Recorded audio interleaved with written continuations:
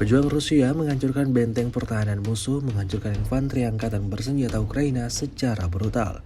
Rekamannya beredar di media sosial Telegram pada Jumat 17 Januari 2025. Tepat di wilayah Kurakovo, prajurit dari Divisi ke-150 dari Tentara Pengawal ke-8 Angkatan Bersenjata Federasi Rusia berhasil meledakkan ruang istirahat dengan para pejuang Angkatan Bersenjata Ukraina. Dapat dilihat dalam rekaman serangan Rusia seketika meluluhlantahkan pertahanan militer Ukraina. Tindakan berani para prajurit Rusia dalam perang melawan benteng musuh berkontribusi pada kemajuan lebih lanjut di garis depan.